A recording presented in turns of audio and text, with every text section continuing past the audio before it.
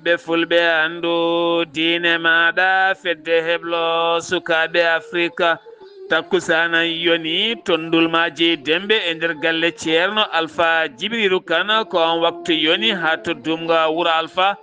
e nder galle ceerno mouhammadoula amin ly to dumga eko taari ɗum kala ene jiiya e gardidi kabaruji men to leydi sénégal accident musɗo baɗɗo toon to lawol tamba kene tolno yimɓe jeegomo wasnoɓe hen pittali men neɗɗo goto ɓeydi men woni jeeɗiɗo ko ene tolno e 14 o saaha ne tampi no fewi ɗum ko caggal natodirala hakkude minicar mo inde Cheikhou Sarif ene wonde a bis goto ɗum ko ñalawma hanki o to leydi Mauritanie caggal tuumo mo leydi Mali tuumi leydi Mauritanie wonde joguitiɓe nanguɓe deftiɓe koninkoɓe ɗiɗo ɓe leydi Mali dumba mofta ko tokka réfugié ji taweteɗo e nder leydi Mauritanie laamu leydi Mauritanie yeddi ɗuma ha soori ladde ɓe noddi ambassadeur mo leydi Mali nde arata laɓɓitina o tuuma to leydi Mali kene tolno e 600 e ko fayi bidon taw kadi ganduɗa ko gasoil mo 20 litre woni ko yiita toon to Falaje taw koye sifa wonande wadde trafic ko fati banggue carburant teskede ngakkugol e nder leydi loskoji kewɗi jokkama hen to leydi Guinée Conakry hooreɓe leyɗele tati Libéria Sierra Leone nonne kadi Guinée Conakry e délégation giwɗo toon to Côte d'Ivoire mbaɗi hanki jonde jaam toon to Guinée gam rende keeri leyɗele mabɓe kabaruji men manomina to Gabon Nigéria ma jaton to Kenya Sud Soudan Somalie ha to joolama jaɓeri musidɓe tedduɓe woto goɗɗe joni jañoɗena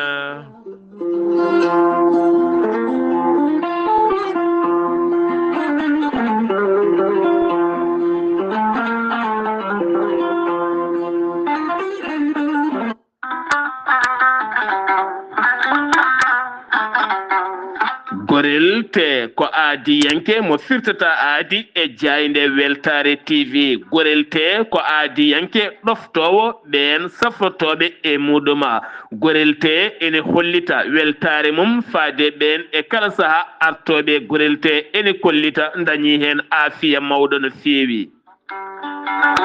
gorel te ko haako moƴƴo iwru ko tokkore dinnoro ari ko wallude e safrude ha moni kala daña aafiya muɗum on joguiɗo AVC cardiaque ƴiƴam dogata e ɗaɗi mum ɓandu jaaɗoru ɓandu wuloru neɗɗo tuƴiɗo mo nangata taare kala mum de gorel te ene humta on haaju gorel te noon sa yiɗi andude ko jangta e mum ko kala jahata koto Google mbaɗa www.gorelte.com ma jangan hoorema kala gorel te an tuƴiɗo donkuɗo yaade juma e jama ni jokkoyde enɗam kala musalla ɓandu no fotiri kala gorel te ene momta ha laaɓa e ballal jomiraɗo o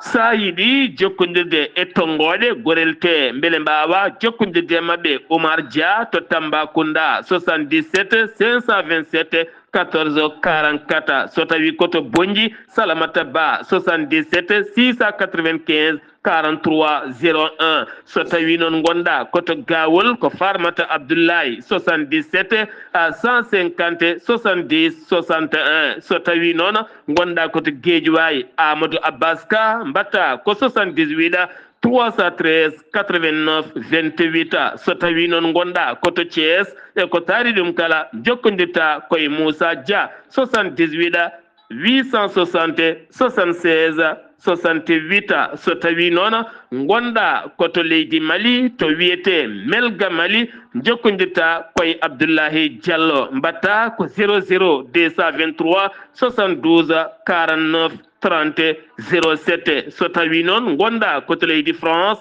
jokkodirta koye Haruna Ngayda 06 50 99 64 43 so tawi koto États-Unis d'Amérique gonɗa jokkodirta koye Abousso Kawral Fouta Business +1 34 77 01 56 77 musidɓe tedduɓe gorel te kawis ɓolo e muɗum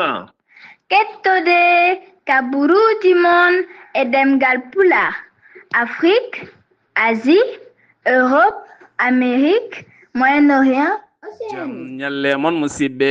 tedduɓe eɗen goni e mabare sappo e jeeɗiɗi mboya hitande ujunnaje ɗiɗi e nogas e jeegom yonti kumpital men ɗemgal pular ɗo yeeso haalirde he ko musidɗo moon guiɗo moon sehil moon Sar Abdoullahi Sarr to karallagal Weltare TV ko musidɗo moon Saydou Abouba onon rewindiɓe tarihaji annabaɓe kono ne kadi e yewte moon jewte moon ko fate jewte moon baɗoje ko fate jayde moon Weltare TV guilay kumpital moon hay jewte moon buuɗari meɗe kala so jiiɗa en haydara daɗa on jawton ko toon to YouTube tappon Weltare TV walla ni Weltare ɓiɓɓe fulɓe on jiiton tengade so mbaɗi abonné kala kay wonande ko ɓennirno on e leppi tarihaji annabaɓe kono keɓay kala ma on mbaw hebde ɗum toon tene taw teddinta téléphone ngaji moon hay seeɗa paaɗen katon to luksayba gorgol no gowne wadde kala kekiɗe so jaɓɓade musidɗo guiɗo ceerno Ibrahima Saydou Kane ne addana men actualité ji ko fate diine o hande ñalawma noon actualité ɓurɗo wonde actualité diine ko fate banggue zakatul fitri ceerno Ibrahima Saydou Kane assalamu aleykum wa rahmatullah. Wa aleykum salam wa rahmatullah. ceerno Abdoulaye Sarr e calmini dendagal hettiyankoɓe Weltare ɓiɓɓe fulɓe andu diine maɗa. en garti humnude aadi mo gadodirɗen e julɓe ɓe. ceerno Abdoulaye Sarr hande jiɗɗen nayirade koko wiyete asakal muddu hoore ko saaha mum woni koye hedde wiyete ko zakatul fitri. asakal muddu hoore ko sunna kadi baɗɗiɗo, sunna kadi tengtuɗo, kadi sunna tengtuɗo. sabu jiyaɗo Allah goto ne wiye Ibnu Umar yo welede Allah wone makko, o wi farli nelaɗo Muhammadin sallallahu alaihi wasallam asakal muddu hoore e lewru korka ko muudo wonande nguuraka e wuro ngo gonɗa ngo. ɓuri wawde ñamede ɗon ko ɗum yaltinte muddu nelaɗo Muhammadin sallallahu alaihi wasallam. o wi noon asakal muddu hoore hol nafoore muɗum. nafoore asakal muddu hoore ko laɓɓinde fittandu kornoɗo o e saha nde o hoorata nde, won gueɗe o ferguito, won konguɗe o haalata, won golle o gollata, taw golle ɗe bonnata korka ka, kono noon golle ɗe ene wawi waɗa bakkat. ɗum noon asakal muddu hoore ko ɗum ɗon laɓɓinta ha laaɓa. won konngol kadi wi ala, asakal muddu hoore so waɗama, so tawi neɗɗo hoori ha korka mum gasi, won konngol wi korka ka ene jogui to yowoto dow ɗo wasa yettoyade to foti yettoyade to. so tawi a yaltini asakal muddu hoore nde korka fuɗɗo yettoyade to yettoyto to. won riwaya kadi wi ni. kono kam ko ɓuri hen laabde kam tan hadis tan laaɓɗo mo nelaɗo Muhammadin sallallahu alaihi wasallam haali wonde ko korka laɓɓinta ko fittandu wonande on korannoɗo o e gueɗe ɗe ganduɗa ɗe waɗanno e nder korka te, taw ɗen ɗon gueɗe ene waɗa bakkat, bonnata korka kono ene waɗa bakkat. o wi kadi gueɗal ɗimmal kadi e yaltinde asakal muddu hoore ko ene yona miskineɓe ɓe wasde ñaagoyade ñande julde nde. so tawi a yaltini asakal muddu hoore mbiɗa ko ya hokku faqir walla miskin kato jinɗo. so tawi a itti asakal muddu hoore a hokki on ɗon miskin, ñande julde nde wasa yaade omo yeloyo walla omo ñaagoyo. ɗum ko nafoore asakal muddu hoore. so en tumnima e konngol nelaɗo Muhammadin sallallahu alaihi wasallam, o wi farada rasulullahi sallallahu alaihi wasallam zakatul fitri ko ɗuhuratun lissa'imi min allaghwi warrafasi wa ɗu'matun lil masakin. habri hadis o ko Abu Dawud e Ibnu Majah, te ko hadis kadi ko cellu sellinimo kadi Hakim. o wi nelaɗo Muhammad sallallahu alaihi wasallam o farli asakal muddu hoore ko wonande ha laɓɓina wonande kornoɗo o ko wiyete belaɗe walla bakkat, konguɗi ɗi pewani ɗi o haalanno e lewru korka ndu. kadi ko ɗu'uma tan lil masakini, ko ñamde julde wonande e ɓen miskineɓe ɓe. sen ngari kadi hadis goɗɗo nelaɗo Muhammad sallallahu alaihi wasallam o wi aghnuhum ani su'ali fi hadha al yawmi. abri hadis o ko Bayhaqiyu, e won konngol wi noon ko sanadu da'if, kono ko Bayhaqiyu habri hadis o. o wi aghnuhum jondinuɗe ga wasɓe ɓe ani su'ali ga ñagade fi hadal yawmi e ñande oɗo ñalawma julde o ɗum noon deke so tawi en gandi tan asakal muddu hoore ene soomi ko heewi ma laɓɓine e bakkatuji ma yondino kadi miskineɓe ɓe kadi mbasa ñagoyade ñande julde de o ko musidɗo moon Ibrahima Saydou Kane ngam weltare ɓiɓɓe fulɓe andu diine maɗa. Assalamu aleykum wa rahmatullah. a jarama seydi Kane golle ma jooɗi peewi diine l'islam yiiɗa hay goto ñaago ñalawma julde ɗum jeeyi sababu moni kala nde yaltinta zakatul fidri ko nelaɗo men tedduɗo Muhammadin sallallah alayhi wa sallam sunnine dow men taw kadi ko sunna baɗɗiɗo kala neɗɗo nde yaltinta ɗum beele kadi moni kala wawana hoore mum on ñalawma hay goto wasa sakkude junggo wonoɓe jamaji e jumaji ne jeelo giwa ɗon paata e galleji men ñande hen hay goto woto sakku junggo kala cakkude junggo woni koye tayade ɗum woni ko nelaɗo men Muhammadin sallah sallam yiɗani on ñalawma kala julɗo hay jeltonoɗo ñagotoɗo kala yo won dimo wasa sakkude junggo wona e dimako mum timmongo ceerno Ibrahima Saydou Kane a jarama. Computal mine ɗemgal pulaar jeheten ko ton to Tambacounda circulation no wowi wade kala saha e nder leydi ndi Sénégal boli ɗi kay koko joɓoto pittali kono noon boli ɗi tan joɓota ko pittali yoɓoto pittali ko ɗon otoji kono wona ɗin tan otoji ko dognoɓe wonɓe hen ɓe holno jum wayata oɗo saha koko ronka andede hakkude Cheikhou Sarifa ɗi otoji mini karuji taw ko tokosi ɗi ganduɗa dogoji e nder leydi ndi kala ɗo accident waɗi ko kanji ɓuuri teskede hen teni kadi ko mayɗeli kewɗi keewi mayde hen o accident noon ko hanki subaka o waɗi jeeyi sababu ha ganduɗa kene tolno e yimɓe jeeɗiɗo mbasi en pittali mumen kene fota wonde 14 neɗɗo mbawi gañade hen taw kadi ko gañande musde no fewi woni hen ene tampi no fewi ɗum noon wonande ko mini bisi goto on mo Cheikhou Sarif ko kañum natodiri e kar goto kono noon ɓen mayɓe hen ɓe kala ɓuuri newde koye nder oɗo hen a Cheikhou Sarifa mo ganduɗa ko kanji ɗiɗi natodiri ɗum ko ñalawma hanki o gardiɗo sur sarɗeyeji ndu leydi ndi Sénégal woni El Malick Ndiaye yaltino e deƴƴere o holliti maɓe ƴettu peeje mawɗe kay ngam fawde ɓen dognoɓe ɗin otoji ɗum foof noon ko wallude yimɓeɓe ha gona e kisal timmoka no fewi nde tawno ɗi accident ji ene keewi no fewi kala ñalawma garɗo ma dañɗo accident ji mbaɗi ha jeeye sababu hewɓe mbasa hen pittali mumen gartaten koye peeje wonande landa Pastef wonde miijanade ngam wonande kay so tawi hooreji leydi ndi ƴettoyi pellital yidde firtude suudu sarɗeji leydi Sénégal taw wonande kay wawata ɗum taw koy wonande manda goto firtude laabi ɗiɗi ɓe goni en gon miijo ngam oɗo sa teskede luural hayso tawi woni ko peeñgal dow andaka ko woni nder hakkude hoorejo leydi Sénégal kami hooreje jagorɗo leydi mum on noon jogui kewendi toon to suudu sarɗeji ndu leydi ndi Sénégal Touba hanki o wonande khalifa général mo Mouride woni Serigne Mountaga Bassirou Mbacké hanki onon porte parole makko woni Cheikh Bass Abdoulaye Khadiri ko kam yaltini konnguli holliti wonande khalifa o ƴetti pellital o saaha mahtude e jokkude golle juma mawɗo mo Touba ɗum noon ko ñande alhamisa ɓaawo janngo ko nden ɓe pawata tuufere ngam jokkude golle o juma mo ganduɗa ɓamima heede guila hitande ujunere e guila tan ɓami tan mahede o juma mo ganduɗa ko ɓamde mahede guila tan wonande hitande ujunere e temedde jeetati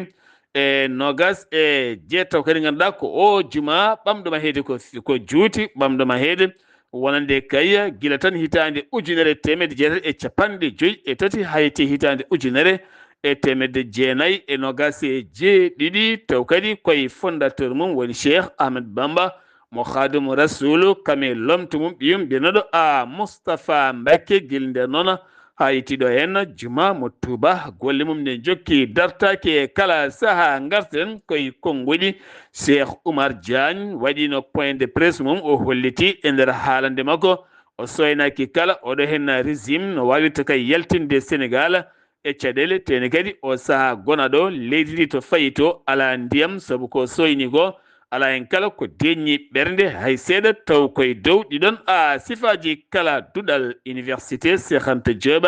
ngal ICCAT ma uddu demude mum ɗum fuɗɗoto ko ñalawma janngo 17 duɗa hen lewru mars ndu gonɗen ha yettoyo 23 lewru mars ɗum noon jeeha sababu muma ko fati banggue julde korka ngam heɓanade ɓen étudiaji wonɓe toon ɓe beele wawde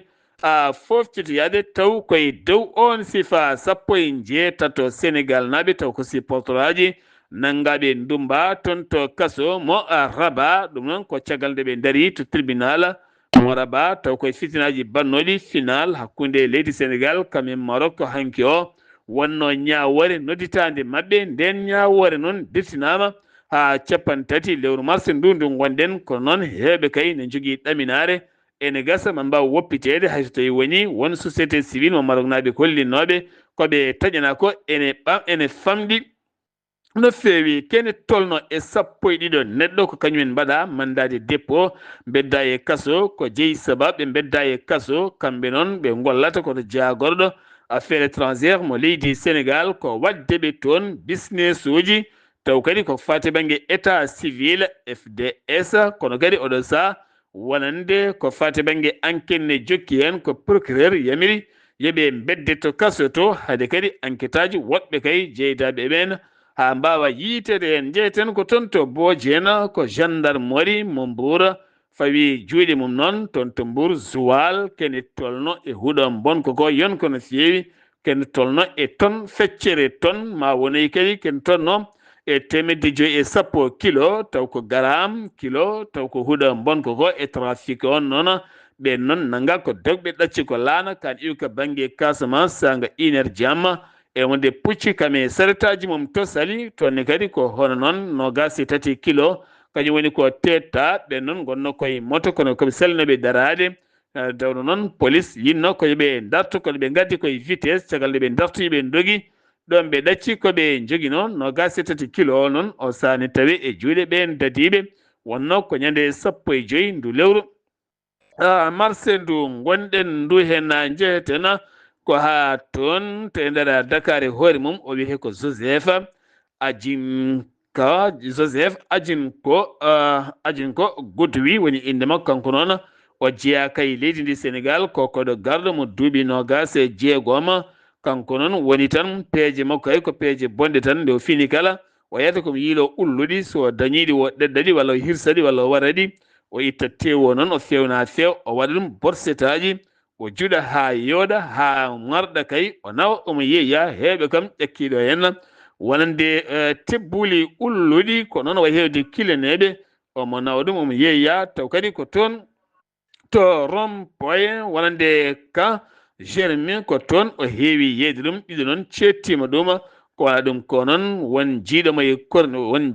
e nder balcon to corniche Dakar wonande kay omo ɗeɗɗi ullundu omo itta tewo caggal nde o nanga nde o ɗirlima tigui omo ñammina yimɓeɓe tebbuli ulluɗi kono noon o itta tewo fewna few marñina ɗum ha waɗa fayida o roofa ɗum e cette o waɗa ɗum e jeygue ƴulɓe boɗeje coyya ha hunde yooɗa feewa beele kadi o wawa yeyde ɗum o ɗirlima e oɗon fannu oɗon saa noon omo tawi e garde à vue ngam ƴettude visa makko ko AD jangti ɗum ene wonde BT ko ɓe tigui mbawi yiide omo waɗa ngal baɗal ko woɗen hawnade o hirsita ɗum wonande ko butelaji o nanga buute heela wonande cikkilitine ɗe ko ɗum o wardata ɗiɗon ulluɗi e kala saaha wonande kay mo fanditi yidde nangude ulluɗi ngam yeyde tebbuli mum e fannu borseta Kermassar ko garage jaganjayoji o sumi hanki jamma cum bonɗo no feewi otoji kewɗi kay ɗi hinde jaganjayi kam otoji kewɗi garnoɗi toon kala jaadi e cuurki noon andaka ko jeeyi sababu nguɗo hen cumu ngu ganduɗa jeeyi sababu ha yimɓe hewɓe waɗa sa dañi hen kulhuli mawɗi no feewi.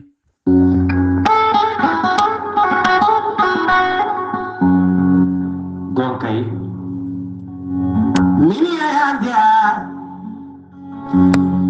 keɗotomi ko jahande heblo sukaɓe Afrika a jarama sen giwi to leydi Sénégal paɗen ko toon to leydi Mauritanie caggal tuuma mo état major général armée leydi Mali tuumi ɗum wonande kay Mauritanie ɓen koni komaɓe ɗiɗo biftaɓe dumbano ko ton to kamo mbera ne tawi nder leydi Mauritanie laamu leydi Mauritanie non yeddi ɗum ha soori leydi kay holliti ɓen ala kalɗo ɓe dumba e nder leydi mabɓe ha sakani ɓe ɓoccito ɓe doga so tawi koto kambera woni koye nden kay kisal kono kay woni toon ko ha seeɗa ɗum wawata wonde jeeyi sababu noon e ɗin konngudi noon ha ganduɗa wonande jagorɗo affaire étrangére mo leydi Mauritanie Mohamed Ould Marzouga bismima wonande ambassadeur mo leydi Mali jooɗiɗo toon to Nouakchott nde laɓɓitanta nde ɗo henna tumande nde leydi Mali tuumi ɗum laamu leydi ndi Mauritanie ngal kaldigal beele kadi wona kaldigal gueɗɗe kala ndewa lawol ko waɗa ɗum ko noon kanko jagorɗo affaire étrangére mo leydi Mauritanie o haaɗani ɗon tan o bismima wonande joɗaniɗo haser mo Nations Unies taw kadi ko toon to leydi Mauritanie kañum toppiti kala ko fate Canberra ɓen doga molto en taweteɓe e nder leydi Mauritanie ɗe gueɗe kala ɓurata laɓɓinede woto herƴinde jokkodiral hakkude ɗeɗo henna leyɗele ɗiɗi kala muɗɗum horejo leydi Mauritanie Mohamed Ould Ghazouani hanki o joɗodima e catal daringal yaade koyɗe jaam hakkude salafiste en taw ko dumbaɓe mbeɗa waɗa kaldigal jaam e kisal e nandiral taw koye dow on fannu holliti kaldigal dañama e dow sifaji ɓen ɗum noon o holliti ko weltare mawde beele leydi ndi kala ɓuura wonde e jaam e kisal taw koye dow ɗiɗon fannuji kala muɗɗum keddotoɗen koye leydi Mauritanie garten koye jillu wonande ñalɗi rewɓe ko mbiyata yontere taw ko rewɓe jeeyi ɗum taw kadi yoɓiti koye 8 mars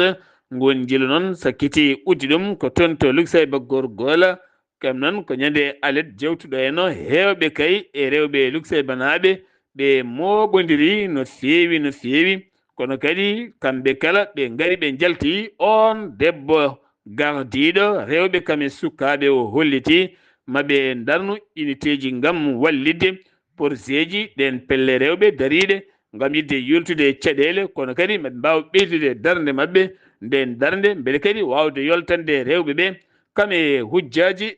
mumen kala jettogol julde korka jeeyi sababu jagorɗo gueɗe nder leydi kame jaccingol laamu mo leydi Mauritanie holliti oɗo saabi ɓeydi nden ka ekkisal yogay jeereji tawite nder leydi Mauritanie tenti noon Nouakchott nde tawno sa so yonti sosoɓe hewɓe kay jati koye jeereji e nanna juuɗe men e posuji janani nanna juuɗe men e gude janane ngam ƴewde ko moftani toon beele jaaha koltinoya rewɓe men e sukaɓe men oɗo saa so yonti tan hewɓe mbiyata ko malama ene profita ene gawoya e posuji janani ha tenti noon ɓitto e nder jeereji ɗi ɗum jeeyi sababu noon kanko jagorɗo o yaltini armé timmuɗo no feewi beele kadi reena ndimago yimɓeɓe kame jeeyi mumen kala to banggue ya ngara e nder leydi ndi ha tente jeereji ɗi kala teskede accident ji ene keewi e booli Nouakchott e booli leydi ndi kolliti e yontere wotere tan ken tolno yimɓe sappo ɗiɗo mbasi pittalen ɗum ko hanki accident musɗo baɗɗo e lawol abjus faade Nouakchott ko otoji ɗiɗi goni pelɓodiri holliti ɗum wonande ko catal tambigal ko fati e banggue oɗon fannu. Assalamu alaikum, komin Khalil Koulibaly, international sénégalais et capitaine des Lions. Kaddaram tan ko radio e télé feltar ɓiɓɓe fulɓe ando diine ma. Khalidou Koulibaly golle ma jooɗi peewi min mbima Ramadan mo baraka paɗen ko toon to leydi Mali Bamako paɗen ko toon to Mali ɗum ko caggal wonande communiqué mo état major général armée leydi Mali yaltini on tuuma mo tuumi wonande leydi Mali ɓen koni ko maɓɓe ɗiɗo biftanoɓe ko toon ɓocciti jaltiri toon e nder on communiqué ɓe kolliti ɓe tehni no feewi e nder diwan mo yeliman waɗani seno waali to kadi ko ɓeena joguitiɓe armée ji jeeyaɓe e pelle waɗoɓe janguji e kala saha ko wona ɗum ko noon wonande won communiqué goɗɗo ko fati e nder diwan mo yelimana armée leydi Mali ne tuuma toon warde toon jamburu en taw ko yahoɓe ŋañŋañalde maɓe gonoy hedde 50 neɗɗo nanggaɓe ko wona ɗum ko noon waraɓe hewɓe kay teskama toon jinnaɓe men nana tan goya bojji camcama hakkude aljuma o e aseɗo e ɗiɗon nokkuji kala muɗum gartaten koko fati banggue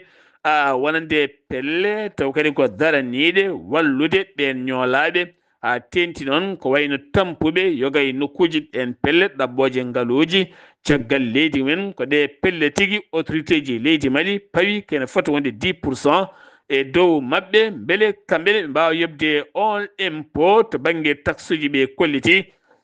so tawi tan woni laamu ngu waɗi ɗeɗen gueɗe waɗata ko gueɗe musɗe e mabɓe no fewi saabu kamɓe ala kala koɓe dañata so wona wallidde ɓesguji leydi ndi leydi Mali to Bamako kitta ha e nder leydi ndi kala teskede tew ne seeri no fewi tenti noon joomen galleji defoɓe maafe tigui ɗegue ɓen mbiya maafe guerte ɓuri hewde ɗin maafuji noon mbatten ko tew soɗa sa wonti kilo tew baɗɗo ƴiye ene yeeye ha temedde jeeɗiɗi mbuuɗu so tawi ko tew mala ƴiye watti yaade ha temedde jeetati mbuuɗu so tawi galle ma ko ɓesɗo oɗo saaha kam wiya tan ko yanattu longtade wonta ƴakko tew no fewi ɗum tagui hewɓe joni wonande ñiiƴe men batti ngadde gam wayrude ñamde tew kono ɗum ko teskede caɗele pelɓodiral hakkude leydi to ko ɗum jeeyi sababu hande o daabeje addude ɗum ko caɗele mawɗe no fewi ɗon ɗo daare kewɗe kay pusa ganduɗa naggue ne yaa hande temedere ujunere ha million e ko fawi taw ko naggue woote ɗum noon holliti nde julde ko julde musde no fewi ha tenti ɓen wonɓe jeeriji ɓe kolliti no jeeriji ɗi kewno waade kala hitande wayani taw koye oɗon sifa no fewi keɗoɗen koye leydi Mali cettal ngal mbiyata DRCCC ko on woni brigade kaɓotoɗo kala ko fati banggue wonande trafic aji ɗi ndewani lawol ɓe pawi e juuɗe mabɓe koyene tolno e temedde jeegom e sappo e jeetati taw ko bidon mo 20 litres woni hen ko essence ɗum ko caggal wonande nde camion citerne goto gaya koñi acci lawol mum fayi toon to fala jee ɓe tawi kay kene rimdita gasoil gonnoɗo e mum kene foto wonde sappo e jeetati e temedde joyyi sappo e jeetati ujunere e temedde joyyi litere taw ko carburant ɗum woni ko on wonande citerne jolnuno o saaha noon wiyama teɓ ɓen wannoɓe on trafic enquête noon e losko ene jokki e dow oɗon sifa garten koye météo mo leydi Mali holliti hande fuɗɗoto ha nogas e ɗiɗi hande ko sappo e jeeɗiɗi ha nogas e ɗiɗi ndu lewru nguleyki mawki ma teske e nder jogli leydi ndi kala maɓe jaaha ɓe ñaldoya e 45 degré e nder leydi ndi nokkuji noon ɓuuroji wawde wuldeti koko wayno région de Kaaya ko wayno région de Kaye ma tawi e mum nguleyki mawki no fewi région de Kaye ko noon kadi mofti no Kaye Nioro mofti Sana wonande Ségou ha fenma Bogoni Nara ɗi nokkuji ko nokkuji ɓuroji wulde no fewi ɗum uddi kompital men ɗemgal Pulaar e nder gendi leydi Mali paaɗen ko toon to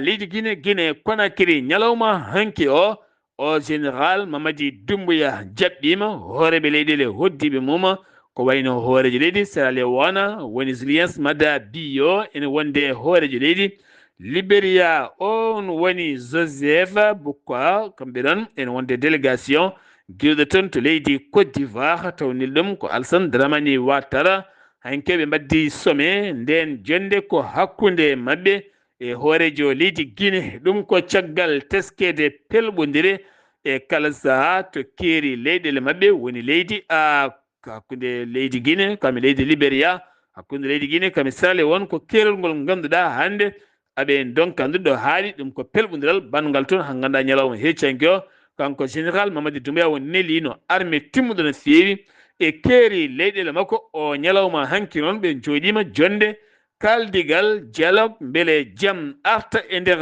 leyɗele maɓɓe paaɗen ko toon to Nigéria ko jangu musgu waɗi hanki sanga kumtari jangu barbara bongu no fewi koɓe mbiyata wonande attentat musɗo no fewi taw ko kamikaze kaɓɓuɗo paftol pettoje toon to Maiduguri ko kañum fettini e sara hôpital ɗonne kadi waɗi bitikaji e magasin uji kewɗi sanga tan wonande kumtari hewɓe kay kumtoyi koye mayde mumen kene foto wonde nogas e tato neɗɗo mbasi pittali mumen temedere e jeetato neɗɗo gañima ne hen tampuɓe no fewi wi porte parole police holliti ɗum on porte parole police o mbiyata Nuhum Dasso o holliti hen ko barmi ko ne heewi caggal tan balɗe ɗiɗi jango wannongo to poste militaire natirde Maiduguri ɗum waɗi ko ñalawma hanki o heewɓe noon finoɓe état Borno kolliti en metti mumen mawɗe no feewi to Kenya jagorɗo affaire étrangére mo leydi Kenya baɗɗo jillu mum gila hecci hanki o toon to Moscou ngam ɓeydude jokkodirala hakkude Moscou leydi Russie hakkude Nairobi kono ko nayimo toon ko kaldigal wonde ɓesguji leyɗele Kenya naɓe wattaɓe soldaji toon to leydi Russie ene pelloya guerre toon to Ukraine nde ɓen gartite e nder leydi maɓɓe ko noon Lavrov o woni jagorɗo affaire étrangére mo leydi Russie jaɓani jagorɗo nanɗo mum mo Kenya maɓe tottita ɓesguji Kenya naɓe taw ko Kenya Sud Sudan hewɓe dogui ken tolno e temedere ujunere neɗɗo jalti koɗale mumen payi toon to Éthiopie jeeyi sababu dogdu maɓɓe ko luural gongal hakkude Salva Kiir kamne wondi kadi e lundiɓe hewɓe no fewi finoɓe e nder on zone laamu ngu noon e rima civil en taweteɓe toon kala jiɗɗo wurde e yaltu on nokku ha laaɓa acca toon lundiɓe ɓolɓe ɓe gara ɓe mbadda e maɓɓe koɓe jiiɗi waddude e maɓɓe ɓen noon finoɓe toon dogui payi banggue Éthiopie to hen to Tanzanie hoorejo leydi ndi o wiyete ko Samia Suluhu Hassan bannoɗo jillu mum e nder région goto moɓe mbiyata Tabora wuro wiyetengo Nazigo o hawri koye cukalel dewel ene jibina ɗon e ɗon ene wedda e bolol kan haala o tawi toon o felliti noon ƴettude pellital hebde ngel cukalel dewel nehde ɗum wona ɓiyigo kanko eɗen gandi Suluhu hoorejo leydi Tanzanie ko debbo ngel cukalel daɗi ɗo mayanno naati e juuɗe galle laamorgo to hewɓe kolliti ko sens mawɗo kono ɗo sa ko enquête mawɗo no feewi ngam yiitude jinnaɗo ngel cukalel jibinɗo weddi ko ha naati ngel cukalel e juuɗe o lamɗo debbo Somali holliti yadani hay seeɗa miijo ngo Israël yiɗi wadde so wadde base muɗum base koninkoye mum toon to Somaliland siftinde mum guila daroɗe nde hitande wonande Israël fandare mum ko yidde Somaliland nde jeytoto hoore mum beele kamɓe Israël ɓe gara ɓe ñiɓa base maɓɓe to Somaliland beele ɓeydo ɓattitade yogay leyɗele so tawi ɓe jiiɗi fiide leydi taw wondi aɓe ɓattiti no feewi wonande Somali holliti yaadani hande yaadani janggo ɗum addata ko fitina e nder leydi muɗɗum paaɗen ko toon to Joolam Jabeeri hande waɗi balɗe 18 o guerre to Moyen Orient hakkude Amérique e Israël e Iran e Liban ko fuɗɗi kamɓe Israël ɓe kolliti ɓe jooɓima fittandu aali Larijani on noon woni kolaɗo kuuɓal wonande Mujtaba Khomeini ɓe kolliti ɓe jooɓi fittandu on kolaɗo kuuɓal hayso tawini communiqué iwani taw e laamu leydi Iran ko wona ɗum ko noon Israël ne jokki weddade misilaji e pettoji mum faade toon to Tehra ha tenti noon yogay nokkuji faggudu leydi ndi Iran kañum nene jokki weddade doronaji mum e rokketaji mum faade ñiɓirɗe Amérique taweteɗe e nder leyɗele golfe ɓe bombi hanki o toon to Dubai ha famata Qatar e o jamma beɗɗo eno ɓe bombi toon to Irak ambassadeur Amérique tawi to Irak ɓe beddima toon doronaji kamɓe rokketaji ko wona ɗum ko Irak holliti weddi Iran holliti weddima misilaji faade toon to Israël bonni yogay guuɗali so tawi misil nara ko wuuɗata toon to Israël beele ɓen ganda wonande misil nanara mbawa suuɗoyade ɓe kolliti ɓe boniti en ko wona ɗum ko noon Israël holliti waɗi piyande lessa toon to Liban ha ganduɗa kene tolno e yimɓe hewɓe dogui ken tolno e million neɗɗo dogui jagorɗo cellal ɓalli mo leydi Liban o holliti guila o guerre fuɗɗi ken tolno hande e balɗe 18 Israël halki ken tolno e temedde 8 taw ko toon to Liban hen temedere e 11 ko sukaɓe 98 ko yimɓe responsable en taw ko dowroɓe woni limore nde o yaltini Donald Trump hooreji leydi Amérique e rima wonande leyɗele mondoɗe kala aduna kala nde gaddata balle mumen ngam ɓeydude nden kay kisala to maayo ngo mbiyata Ormuz noon ko maayo ngo ganduɗa ko faggudu rewa ɗon ko laaɗe dimɗoje ko fate gasoil pétrole carburant ɗum rewata ɗon faade leyɗele Asie ha e leyɗele golfe e ko iwata hen kala ɗum noon jeeyi sababu wonande ɗon Iran futtini guite kala ko rewi ɗon ne felɓita ha laaɓa jeeyi sababu ceergol ko fate carburant e ɓeydugol prix de baril e nder aduna kala. Donald Trump holliti so tawi ɗum jokkiri dani hen ene gasa aduna fayi koye caɗele faggudu o erima noon leyɗele windere kamɓe kala ɓe gadara balle mabɓe ɓe ndena gonma ɗen batoje dewoje ɗon ko wayno Asie Chine nottaki ɗen ngal gueɗal Chine holliti